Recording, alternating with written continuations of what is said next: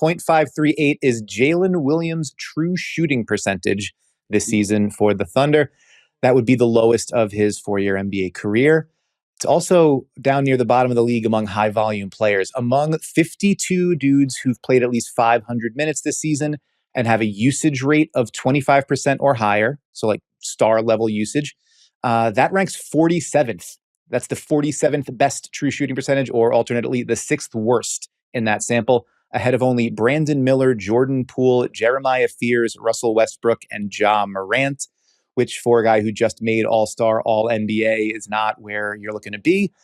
As you might remember, Jalen Williams missed the first 19 games of the season, rehabilitating from offseason surgery to repair a torn ligament in his wrist. The Thunder went 18-1 with him out of the lineup.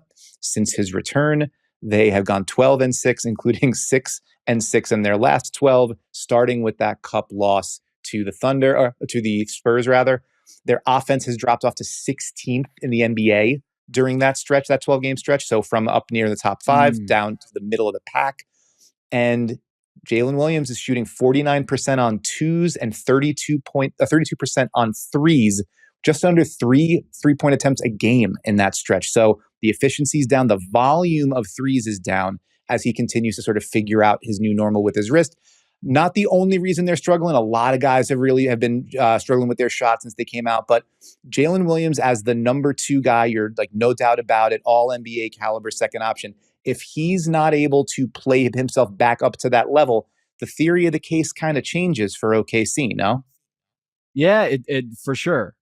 It reminds me of like the Jason Tatum conversation with the Celtics. Is like they've been playing so well without Jason Tatum.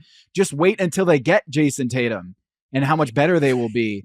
And I'm like, well, it's going to take some integration, especially someone coming off an injury. And for Jalen Williams, J-Dub has not looked like where he was last year. And the shot hasn't been falling. The assist, turnover, like all the other stuff has more or less been there. So maybe this is a case of him just without a training camp, without a ramp up. This is just him having his own training camp in preseason in the middle of the season. But it gets at something, Dan, that is really interesting to me is when they got their full squad back, like full squad starting 5, everyone, including me, was like, just wait. You thought this team was going to win 70 games. What about 75? What about they might run the table the rest of the year? Because they haven't even had their starting 5. I probably said this like 10 times right before J-Dub came back and Isaiah Hartenstein was coming back in the lineup. And since they've played together, the starting lineup, full squad, 1-4. Dan, Wow. 1-4. They've lost 4 straight to open up. They lost to San Antonio by 2, Minnesota by 5, San Antonio again by 20, San Antonio again by 15. And they did beat the Philadelphia 76ers 129-104. So they're 1-4 with their new full squad starting lineup that won them a championship last year with Isaiah Hartenstein, Lou Dort, Chet Holmgren, J-Dub, and Shai Gilgeous-Alexander. No Cason Wallace in the starting lineup. No Aaron Wiggins in the starting lineup. None Isaiah Joe. Whoever they were putting into the starting lineup, they pull those guys out of the starting lineup with their full squad lineup, and it hasn't been great. And it starts with Jalen Williams, who, is a tier below where he was as an All NBA talent, All Defensive talent last season. And I wonder, do you think this is just 3-point variance that, his shot isn't falling and the rest of the team's shot isn't falling? Because Oklahoma City's opponents are shooting lights out, much better than they did before. The Thunder's opposing 3-point field goal percentage during this stretch since the NBA Cup, shooting 38%, which is 28th in the NBA in terms of 3-point defense for the Thunder. Their own 3-point shooting, shooting 33% offensively. So that gap was flipped, obviously, when they were 24-1 and going gangbusters on everybody. And the 3-point shooting percentage defense has always been kind of less control over that than you think. And now it seems like that variable, the 3-point shot, they can't shoot at all. And it starts with J-Dub, who's just not been efficient. Yeah, that's definitely part of it. And it's a similar tale for a lot of other teams too. We'll talk about how the Knicks defense has been falling apart. Teams are shooting 40% against them from 3 in this stretch. So some of that is, that'll cool off. You'll get that regression and maybe things look a little bit rosier when they do. But the Thunder have still been a top, I think they're fourth in defensive efficiency since the Cup. So it's like, even with the 3-point variance on the defensive side of it, that they've still been elite on that end. It's where the offense has fallen off. And so some of it is, yes, it's just these guys, like Alex Caruso's shooting 22% from three since the Cup.